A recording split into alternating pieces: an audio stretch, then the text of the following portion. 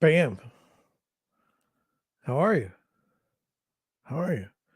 901. I I was close. I was close. I'm not very good at setting time perfectly. There's always a lag when I hit the button, and I don't know. But how are you doing tonight? I had a I have like a new, I don't know, splash like start, but I didn't get to it. I didn't get to it to upload it, and I'm sorry, and it didn't even occur to me. Um, Still getting used to the new microphone. I mean, if I talk into it like this, it just seems a little weird. Like, look at my eyes. Oh man, I don't know. I don't know if we lost a little something there. Let me check because I don't want to be messed up here. Let's see. Do we have audio? For the rest of my life, I'm probably going to be like,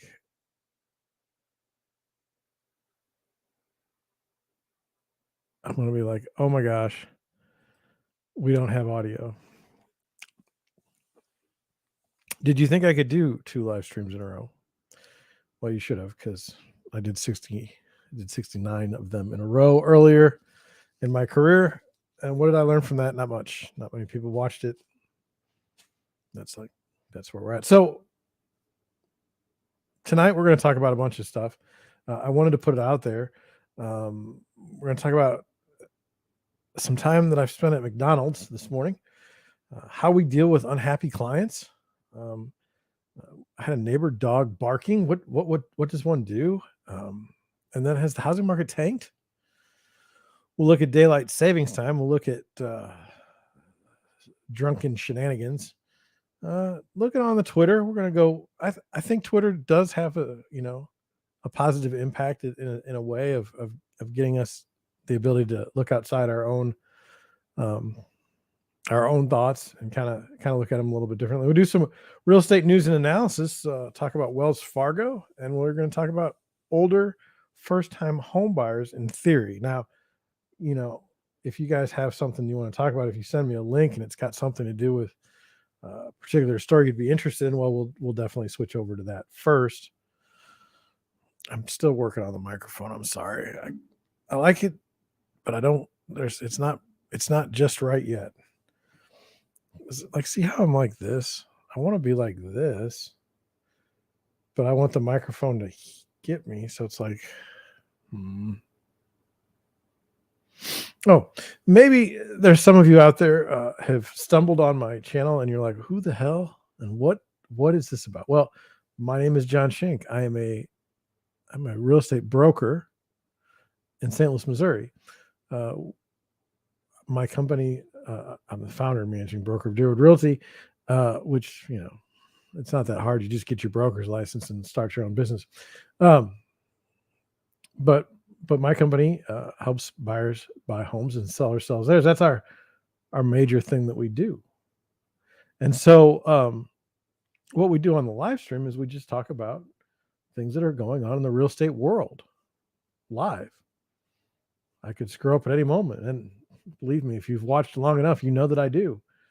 But yeah, that's who I am, and that's what the live stream is about. If this is the first time you've ever seen the live stream, maybe click the subscribe button, maybe put in a comment in the chat, or maybe just a comment in general, a positive one. Don't do anything negative. It's not where I'm at. But yeah, that's about it. That's the elevator speech. I was driving down the road. This is off topic, of course, but I was driving down the road today, and there's a new billboard. Like, realtors have made so much money during this boom that they find stupid ways to spend their money. And I believe me, I've found some stupid ways to spend money myself. But anyway, billboards in St. Louis are just getting out of hand, out of control. It used to be only the top like 10 guys could run a billboard and get away with it. Now we're seeing people that have never had billboards before. One guy today I thought it was interesting. The billboard, I just wanted to talk about the design. So the design said over 740 homes sold. And then it was the picture of the fellow, and it's was his signature, as if like people care about that. But I got to thinking over 740 homes sold. Now, how does he track that? Is that all that he's done, or is that both sides? It is a brokerage, so is he talking about the entire brokerage? Is he taking credit for those agents below him that are selling houses on the brokerage behalf? I mean, what are we to make of that number? Is it a good number? I can tell you from experience that the average sells 10 homes a year, is on either side, and it's a terrible life, especially if it's like, the average sale price is like 100,000. But anyway, in St. Louis, from what I've seen, billboards for real estate agents are not new. For instance, Sue Martin has one on 141 and 44. Then the O'Neill team put one up just a little bit in on 141. I don't know if they still have theirs. Gelman always has billboards. They have smaller billboards everywhere. So, it wasn't like new, but what I would say is this is say you're driving down 55 towards Farmington, you would see a couple ladies had billboards, and this was before the boom. And I always tried to figure that out. It's hard to be a rural real estate agent. It's just not that many transactions. So then, coming in, like I said, the most, the larger brokerages, and actually most of them, I don't really see a lot of brokerages so much as agents. Some of the bigger agents will put up billboards.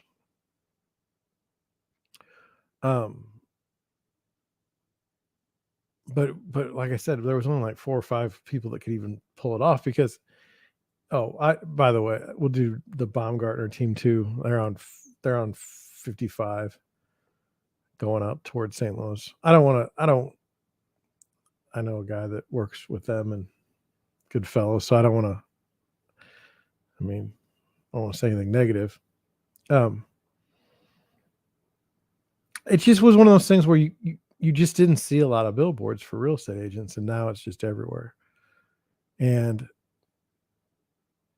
my whole business, I've always wondered, like, well, let's say I'm 45. I always tell you that because I try to remember it. Things I've learned: one, self-financing a business is just a nightmare. I mean, it sucks. No fun. Gotta get a drink.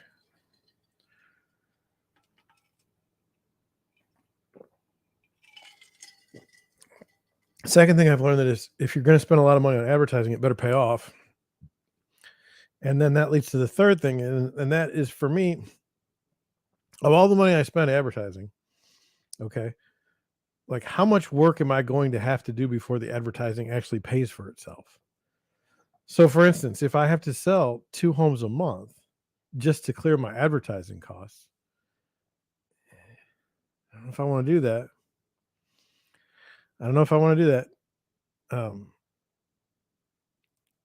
It's just not what I want to do.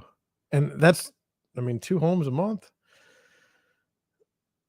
doable. I mean, I have closings. I have 2 closings this month. I think one got moved to December, but I've had one. So it's doable, but man, is it really worth putting that money, thousands of dollars out? I think for most agents, the answer is no. That leads you to believe that they should move to radio. Very fascinating thing I had happen to me is I was reading this book about I read about real estate and advertising and marketing all the time. And this lady in St. Louis that I had done a deal with in the past, nice lady, I had no issues with her, but she must have read that book and she did everything perfectly. And she still went out of business and still lost it. So I don't think that any sort of marketing works the same for everyone. It was fascinating to see her eat it. One of the funny things in that book was it's supposed to do it international in your title of your brokerage. So instead of Deerwood Realty, it'd be Deerwood International Realty. If you say international, people that don't know any better think that you're a big shot because you've got the word international in your name. Oh, he's working with international clients. Just putting it out there. So, question and answer, John. Will you ever have a billboard with your services, with your Deerwood Realty? No. Why not, John? Don't you want to grow? Don't you want to do all these things? I just don't want to sacrifice cash for the chance that I might get a lead. Plus, by the way, do you know some of the people that I'm currently working with to buy homes contacted me more than 2 years ago? I mean, the sales cycle, and in fact, the one I'm working on now, a listing that's coming up, I think that it's been closer to 6 years. So the sales cycle is long for me. I mean, sure, you'll get people that'll come and say, I want to buy a house, and you'll go show a house, maybe a couple weeks, and they'll buy something. But that's not the norm. That's the thing that I see is people starting and stopping and starting and stopping the whole time. So take that for what you will. Moving on. What do you think of the microphone? Really?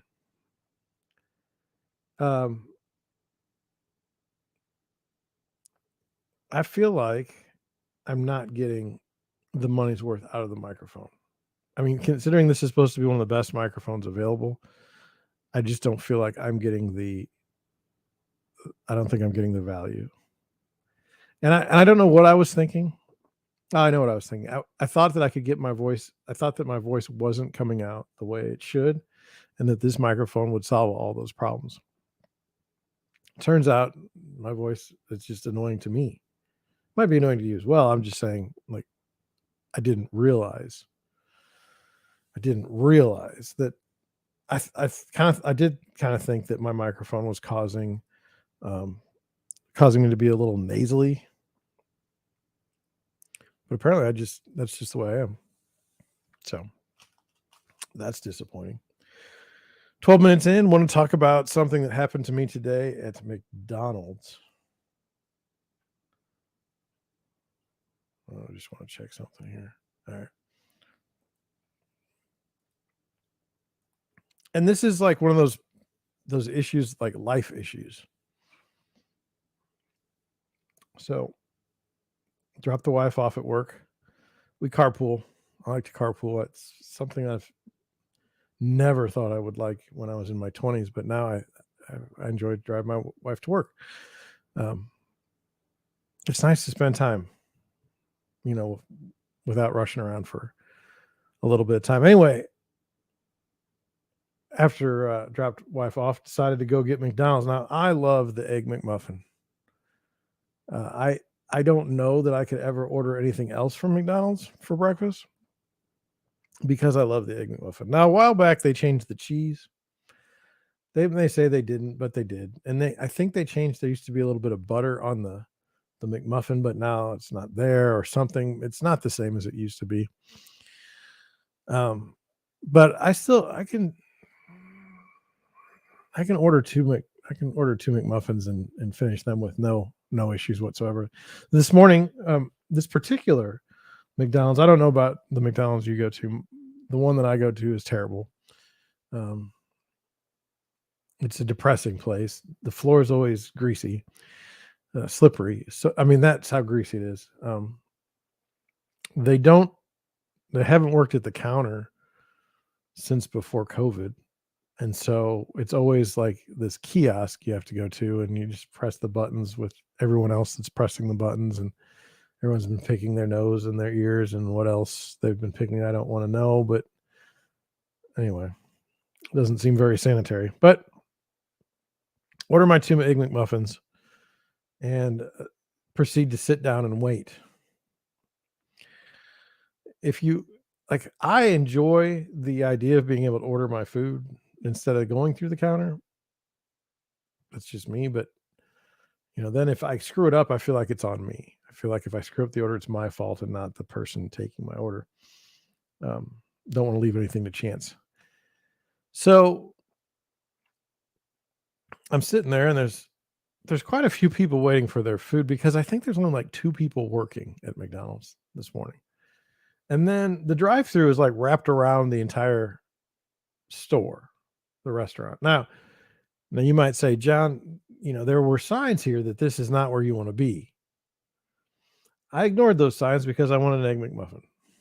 I'm just being honest with you. I was hungry.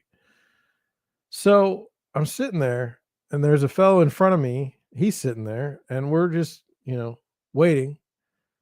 And I don't when I see there's a line around the store, okay, and when I see there's a lot of people, I don't get real upset about, waiting for food. I mean, I just but then a man in his pajamas, well, he was wearing pajama bottoms. He was wearing a like like like like flip flops, but not. And he's older than me. I'm sure he was in his 50s.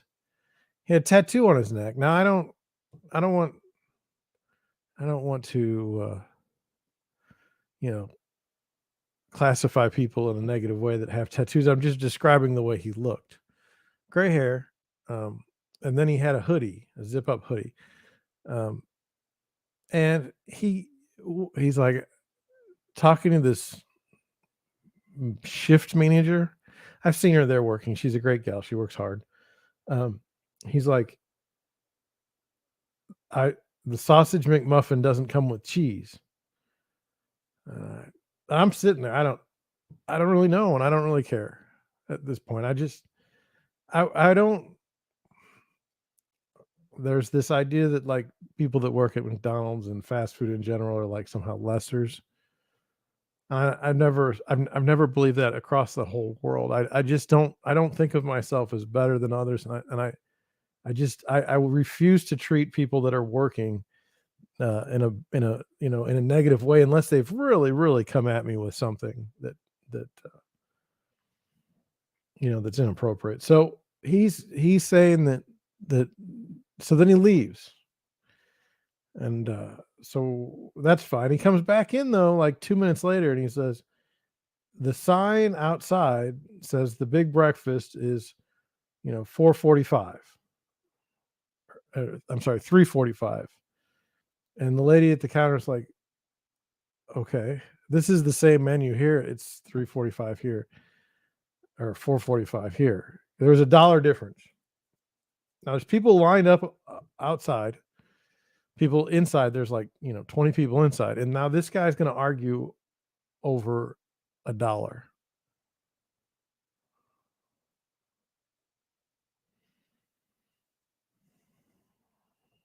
So you know the lady, to her credit, the McDonald's worker said, "Okay, well let's go outside and look." Now, y- uh, when she left, that left one person working at the McDonald's in the back. So now no food's coming out. Now understand, now everything's locked down. And so she goes out there and comes back, and there's like guys like, well, don't argue with me if you're, not right or something. And so is there a discrepancy between the outside menu and the inside menu? I don't know. I don't really care. I don't really care. What kind of a person is arguing over $1 when there's all these other people trying to get their food? And so I wrote it down because I'm asking you, chat, people of the internet, is anybody in the wrong there? Like, like for me, if I can get my food and it's not nobody spit in it, I'll be honest with you, I'm declaring a win and moving on.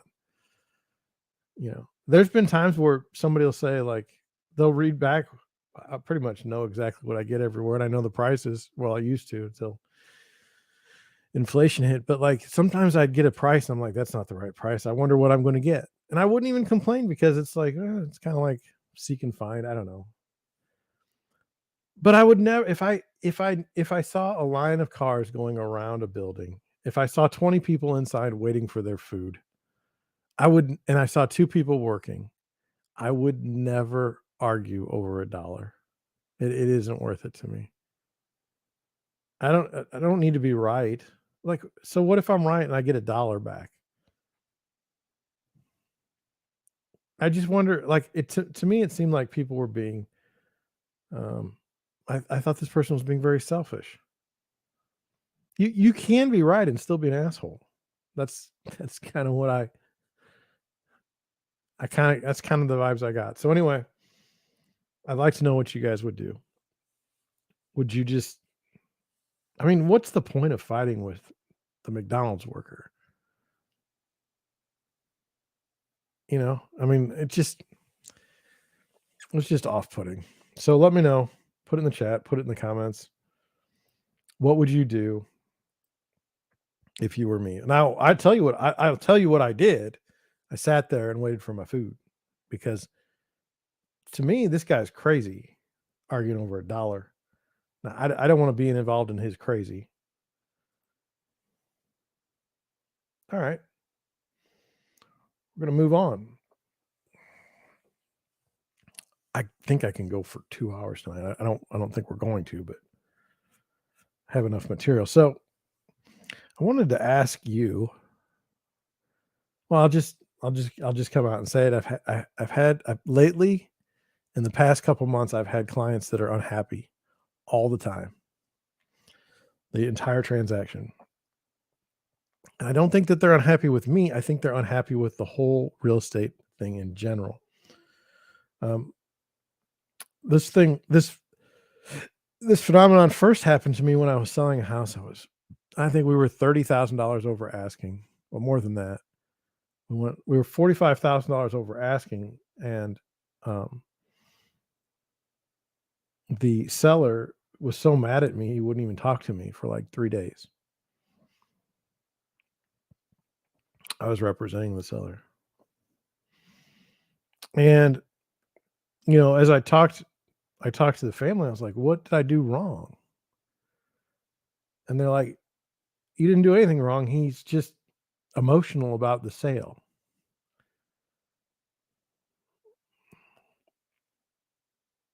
But here's the part that's important to me.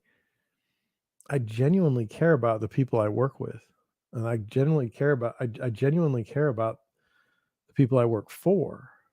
Uh, I don't know if that's a flaw, but like if you're that unhappy, it feels like I may have caused some of this, or I might be responsible for this uh, emotion that you're feeling, and it makes me feel terrible. And I guess I'm putting it out there. It's like, well, what would you do? Like, how do you deal with it? Like my value as a real estate agent, or my worth as a real estate agent, is derived from the happiness of my clients. And you say, well, that's wrong. That's not a good way to go. And here would be the counterpoint. John, you're getting paid to do a deal. You did the deal the best of your ability. You can't worry about someone else who's not in the business, who isn't used to selling or buying a home. You can't worry about them and their feelings if they don't go along the path of what one should feel when one is selling their house for way over asking and no inspections and a huge down payment. And so then I'm another time I had a situation where like the person said to me, they said, I'm never going to go through this process again. I hate it that much. And it's like it's a question of how much do I control, or like to me, it's like did I set the expectations too high? Did I set the expectations too low? What is the reason why are these people? It doesn't happen all the time. And I've been in really some really tricky deals over the past year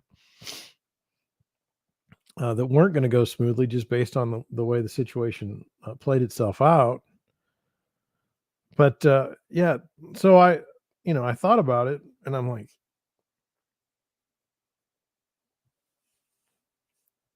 why is my camera flicking today? I don't like that. I just saw it. Hmm. Anyway, was it because I moved my hand in front of my face? Hmm. We'll work on it.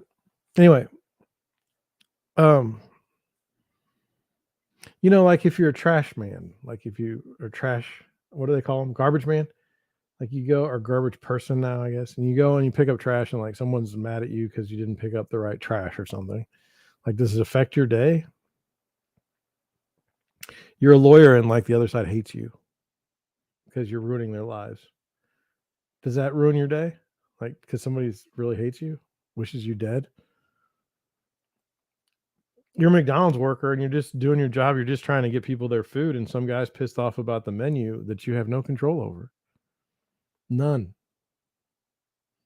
You don't set the prices. It's like you could internally do a good job, I guess, but if someone's not actively saying like I appreciate your efforts or something, you feel miserable.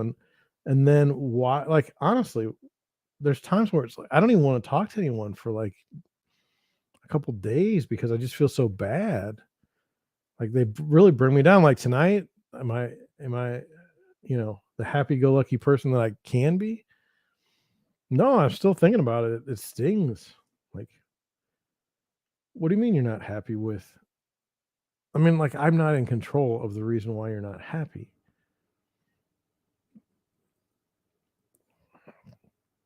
I don't know.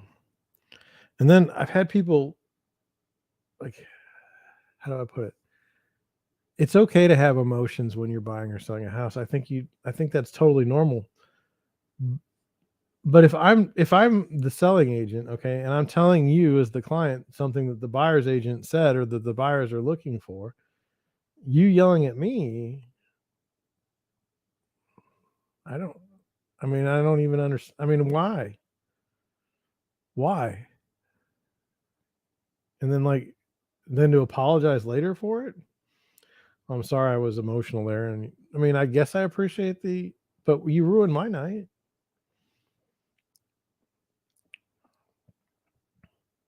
So I mean, driving down the road and I was thinking about it. Is it because of the money involved? The you know, is it because like there's so much money involved and so much credit on the line for the buyer or the seller that they feel the need to lash out at me, just a real estate agent who wants everyone in the deal to be happy? I know that's not always possible, but I'd like my clients to be, happy.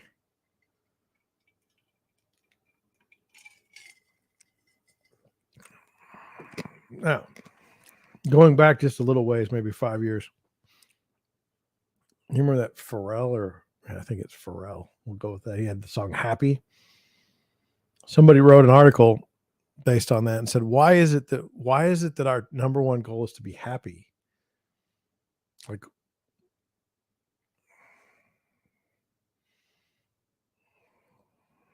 it's a little odd. Like, we want to go through life happily." And I'm like, if that makes you happy, then it must be right. That's a very, I mean, people say don't use the words, don't use slippery slope anymore. But I mean, how much is happy? I don't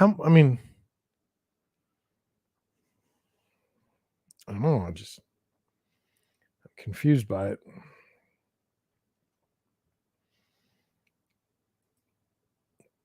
I did. We are going to move on. I probably, you probably noticed that when the camera clicked, but I was checking my notes. And so I'm going to go over another thing. The podcast and it's still on like Spotify and it's still on Apple Podcasts. The name of it was like Deerwood Realty and Friends. And we talked about neighbors, crazy neighbors, happy neighbors, strange neighbors.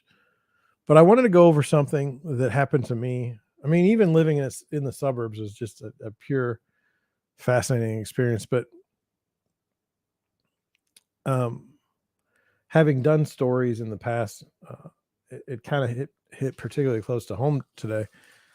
We have a new neighbor dog that has a very annoying bark, and the owners of the house leave their dog out to do this barking, for hours on end.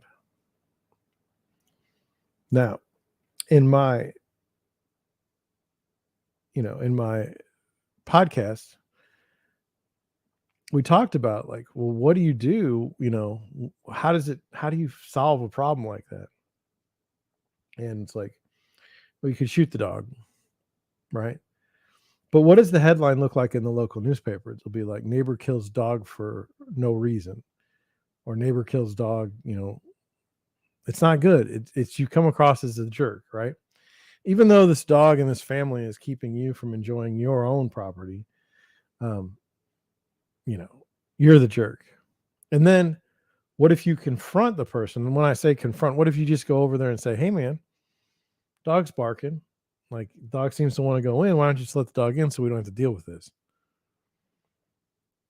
I have it on rumor that they don't even like the dog. Like, it's a very odd situation. But I was curious. Put it in the chat. Put it in the comments if you're watching later. What would you do if your neighbor's dog was just barking all the time and just quite annoying?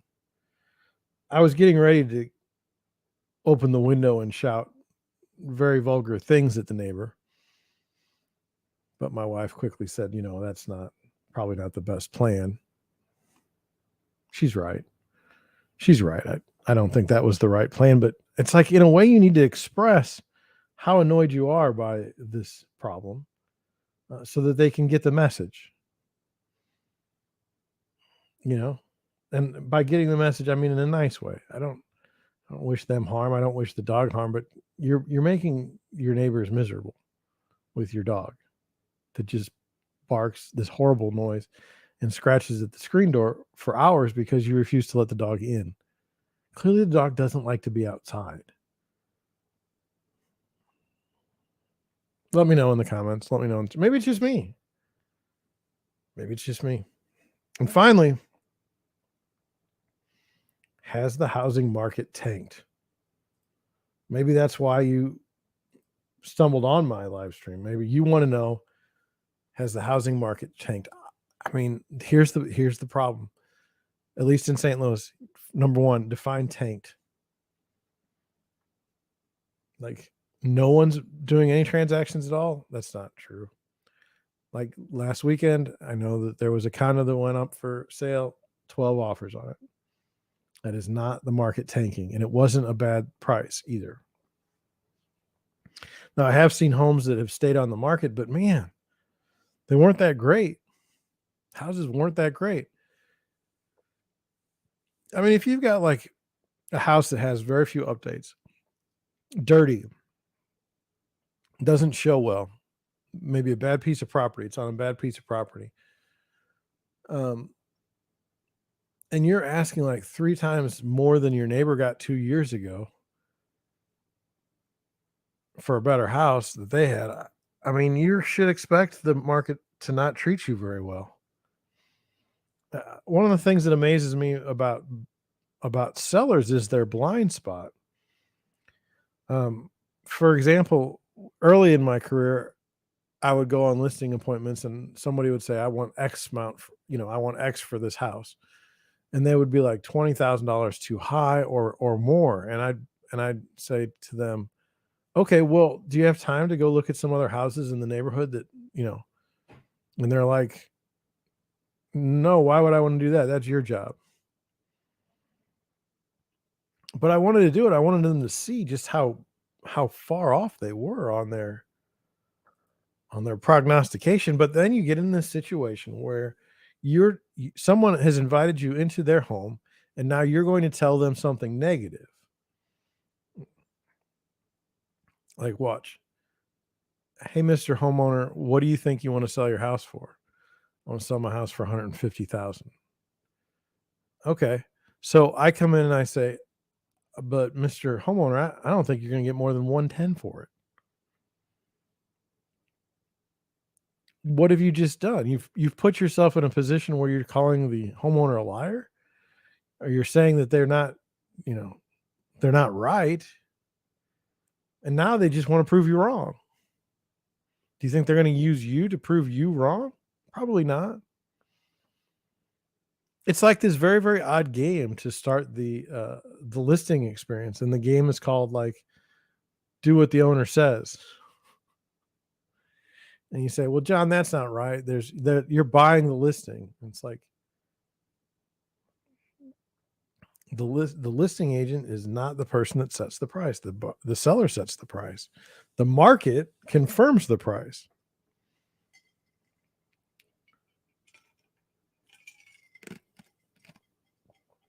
I'm just putting it out there. So, in St. Louis, has the housing market tanked? I don't think it has.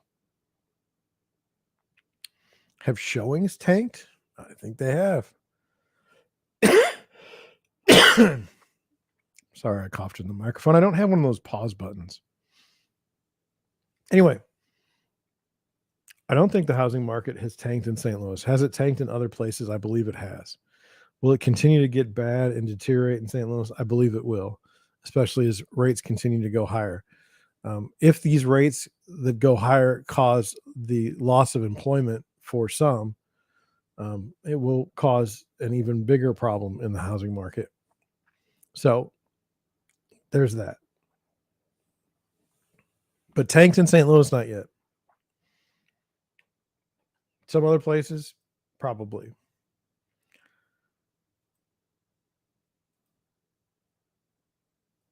Let's get to some articles. Are you ready? Saw this on Google Trends. Love to talk about these things. Here we go. Permanent daylight savings time will hurt our health. Permanent daylight savings time will hurt our health. I can tell you, I am miserable today. I am exhausted. I stayed up very, very late last night because I was very confused by the time. This morning, I was just a mess. I'm going to go with it being the daylight savings time issue. But, you know,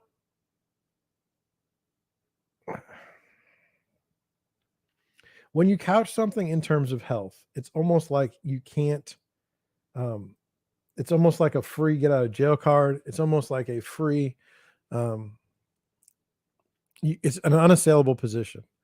It's for your health. Well, if it's for my health, then it must be important. I hate daylight savings time. I can't understand how it could be bad on our health, but let's go into the article here and see what it says. It says the end of daylight savings time is upon us again. It says an autumn tradition where the United States, Europe, and most of Canada and a number of other countries move their clocks backwards an hour in a sort of Groundhog Day trust fall.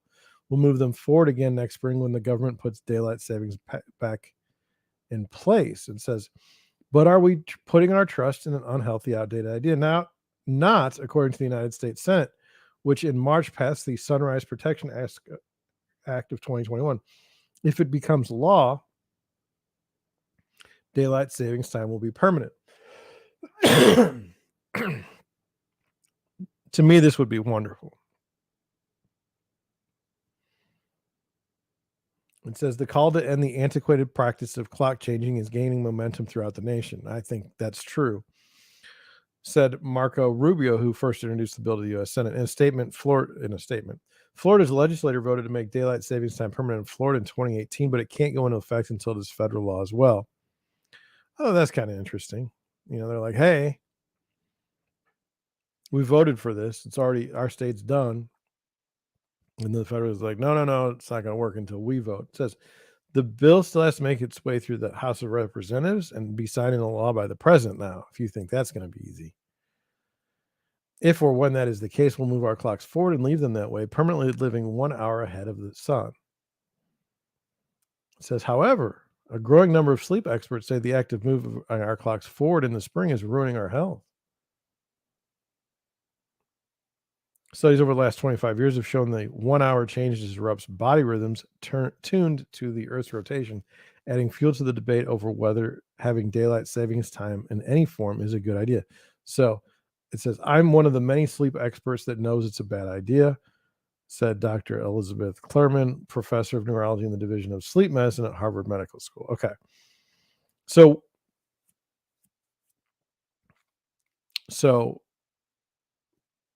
the way I understand it is you have, daylight savings time, okay, is the hour ahead.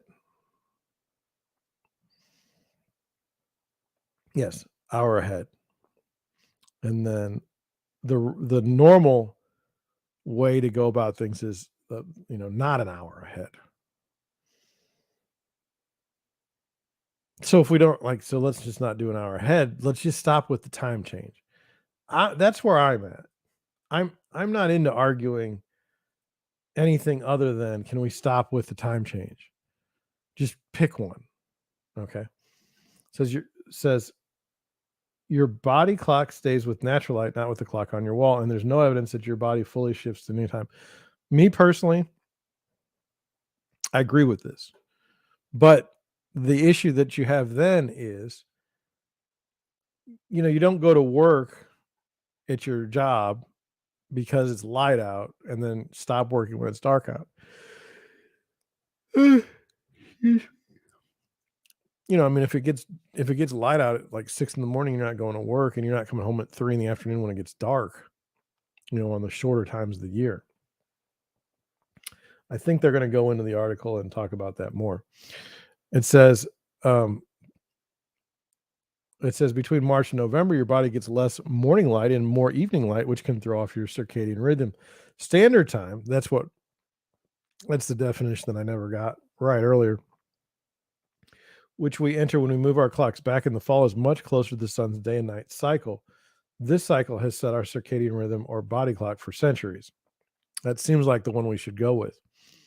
Standard time. It says that internal timer controls not just when you sleep, but also when you eat, exercise, or work, as well as your blood pressure, your heart rate, and your cortisol rhythm. A call to ban daylight savings time for good has come from the American Academy of Sleep Medicine. Current evidence best supports the adoption of year-round standard time, which aligns best with human circadian biology and provides distinct benefits for public health and safety. And so, look, here's the argument now. We all want to get rid of daylight savings time or that whole mess. But it's a question of, are we going to stay on standard time or are we going to stay on daylight savings time? That's the question to me.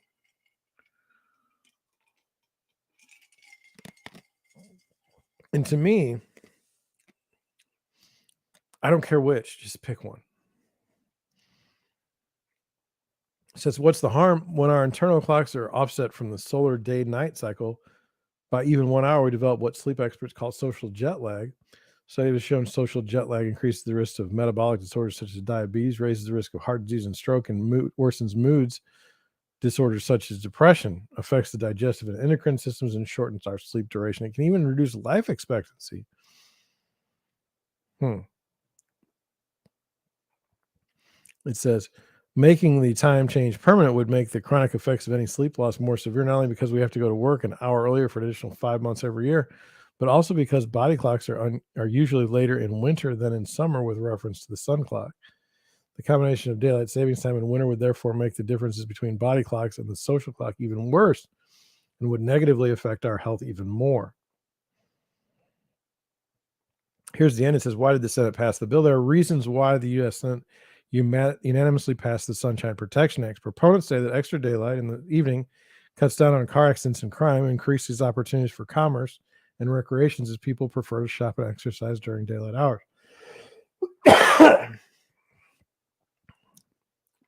Okay. It says, however, research has shown both heart attacks and fatal car accidents increase after the clock falls forward in the spring. Children also end up going to school in the morning while it's still dark with disastrous consequences. It says when President Richard Nixon signed a permanent daylight savings time into law in 1974, it was a popular move. By the end of the month, Florida's governor called for the law's repeal after 8 school children were hit by cars in the dark. Schools across the country delayed start times until the sun came up. That seems like the right answer. Just wait till the sun comes up and go to school. It says by summer public approval had plummeted in early October. Congress voted to switch back to standard time. Well, that's fine. Just stay on one. That's what I want. Do you know what it's like to show houses at 5? Like tonight, I was going to go show a house.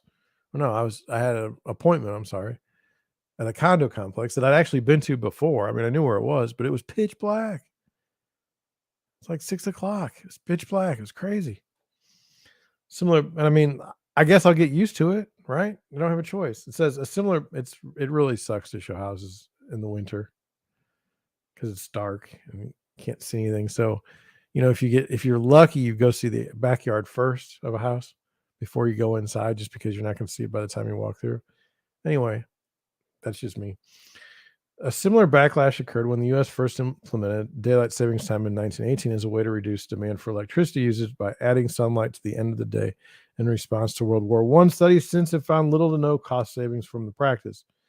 The time switch was so unpopular that the law was repealed the following year. So the United States has tried permanent daylight savings time twice before and it ended early. The UK tried it once before and it ended early. Russia tried it once, so did India, and it ended early. I think we should learn from history. So no one here is saying like it's a great idea to move the clocks up. That's what I'm reading. They're just like, just stop with changing the time. Permanent daylight savings time, not so great. Would do a better job if we didn't. What do you think? Put it in the chat, put it in the comments below. Let's continue. Next article. Did you see this one? Tyson Foods' CFO was arrested after getting drunk, breaking into a home and falling asleep in a random woman's bed.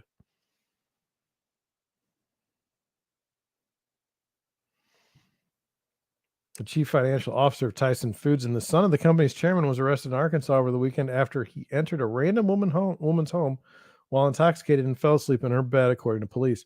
John Tyson was found asleep at the home on the 400 block of North Mock Avenue. Isn't that ironic? In Fayetteville on Sunday at 2:05 a.m., according to the preliminary arrest report. Tyson's headquarters is located in Springdale, about 10 miles northeast of Fayetteville. College-age woman who lived in the home called police about a potential burglary, saying she believed she left the front door unlocked and returned home to find a male she did not know asleep in her bed.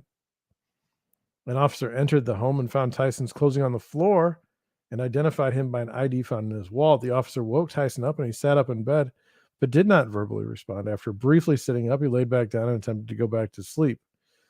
The officer said there was an odor of intoxicants coming from his breath and body, and his movements were sluggish and uncoordinated.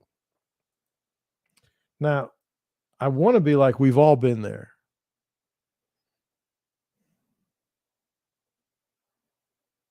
We've all been there. We've all been the CFO of a, Fortune 500 company in the United States at 32 years old and been like, I'm out drinking with the fellas and we're just going to go crash at some lady's house that we don't even know where we are.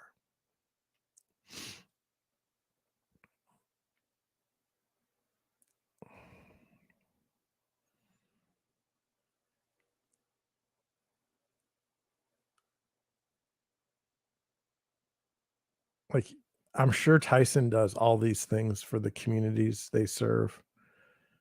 I'm sure that they've got every single talking point and perfect coverage so that you'd never raise an eye to the hubris and the power of massive international corporations.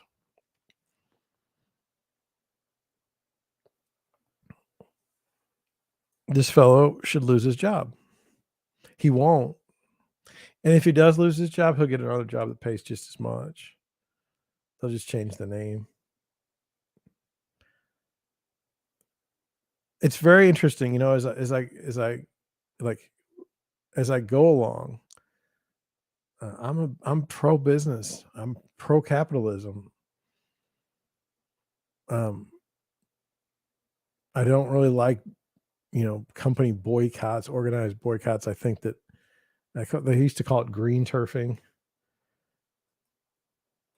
green mail. This is unacceptable. There's people going to work tomorrow that are going to literally chop the heads off of chickens. Okay. And they're going to be on a line with other people that are going to do the exact same thing. And that's all they do every day is they process chicken. Okay. And then you have this guy who, who knows what he does. He's probably not on the floor processing chicken.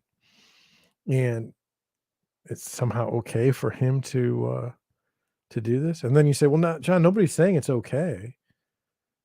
Why does he still have a job? You say, well, everybody makes mistakes, John. Yeah. But you know what? I've gotten to the point where if you're going to pay people all this money, they can't make mistakes. When you have all this money, when you have all this opportunity, when you have all this given to you, handed to you, and you still screw up, no. Nope. Now, does it matter what I think? No. I mean, it doesn't. It's not going to change anything. But I've gotten to the point where this behavior isn't going to work for me. It's just not. It's not okay.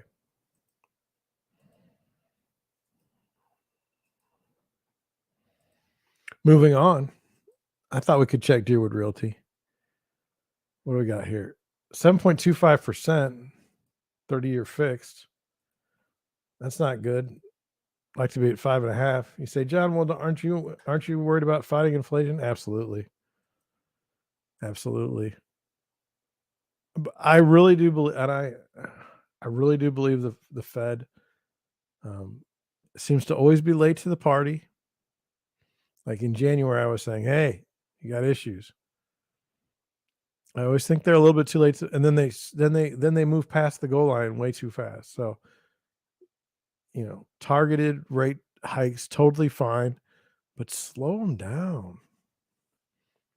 Slow them down. It takes time for these rate cuts to filter through the economy. I mean, when you're doing 75 basis points a month, dicey. Moving on.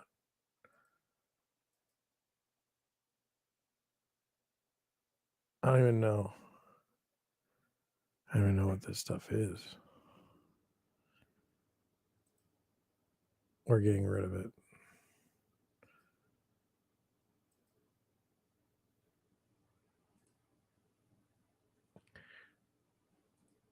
Jason Luris. Here's what we know about the top iBuyers in Phoenix. They hold close to 1 billion homes right now. If they sold their active inventory today, they would lock in $100 million in losses. They're slashing prices by 2% every 14 days. About demand has dried up at the current rates. This could get ugly.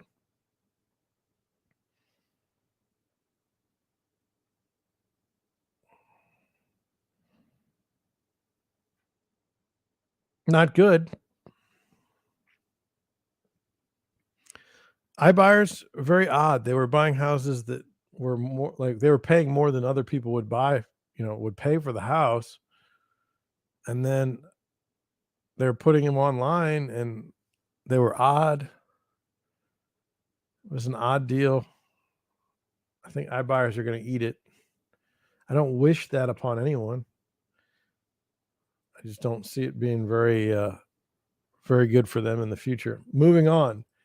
Aaron Lehman, for those, so this is from Realtor.com Economics, says prices would have to drop significantly for home buyers to feel like they're actually getting a bargain.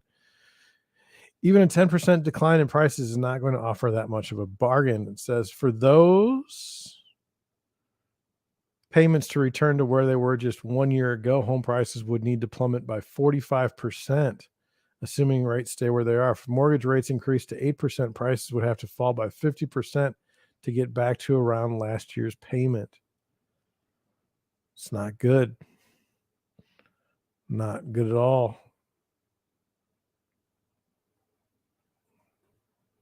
Just putting it out there.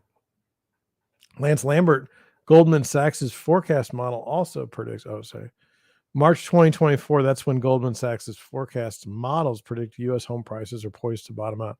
March of 2024. So that's not this upcoming March. That's the next March. It says peak to trough of that model is negative 7.6%.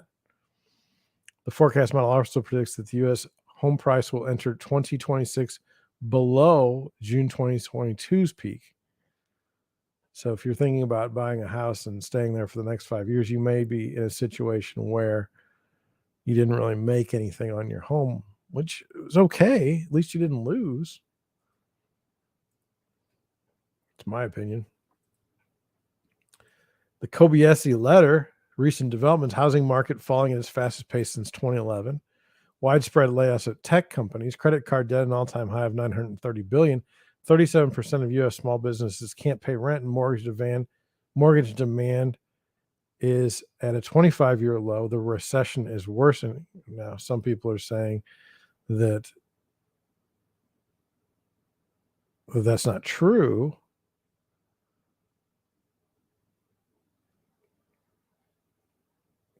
Things are okay. Things are going to be better. I hope so. Ryan Lundquist, this is more talk on iBuyers. Market change hasn't been easy for iBuyers. Here are the open doors active listing in the Sacramento region. 76% of units are listed below their acquisition price. Blatant carnage, though listed below, doesn't automatically mean loss, since they likely had a 5% credit from the owner. I don't know enough about the credits to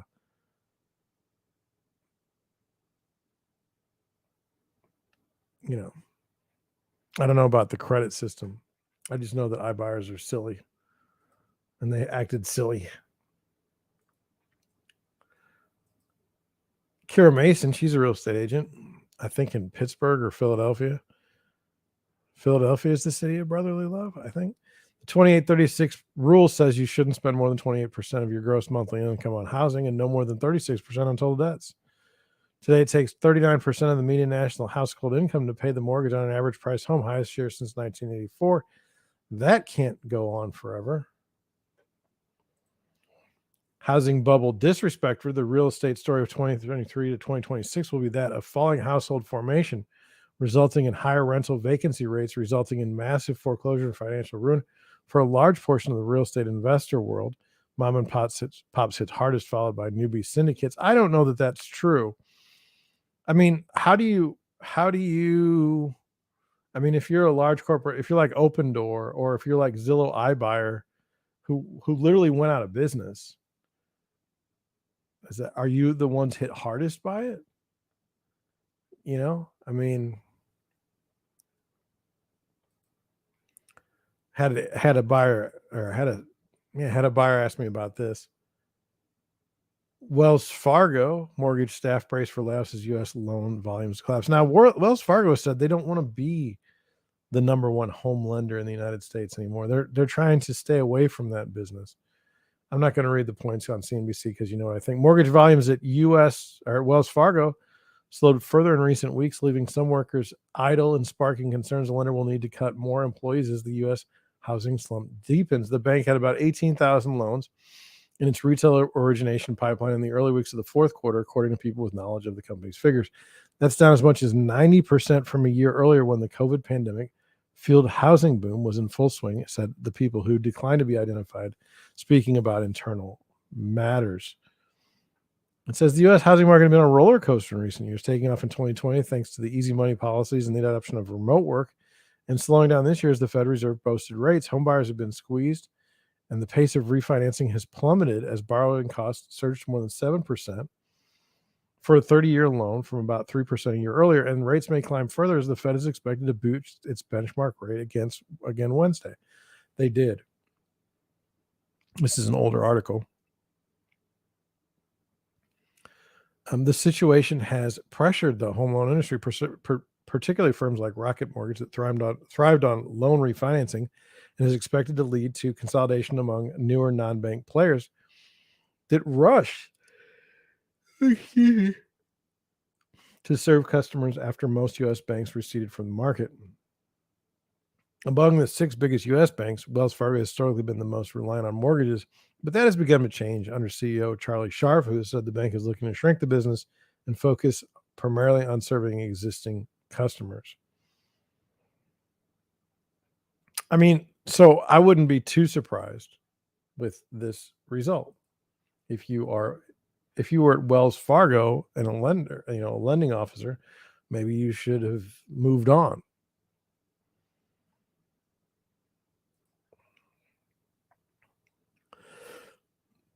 I don't know if you've noticed, but I've got like a cough. I've got kind of a sore throat. I don't have a cold. I think it's allergies, but I'm going to cut things off there. I haven't had too many people in chat. I haven't had anybody in chat. It's sad. I would cry about it, but I don't want to do it on camera. It's just the breaks. It's just the way it is. Anyway, all I have to say is, thank you for watching. Thank you for listening, and I'll catch you tomorrow. Bye.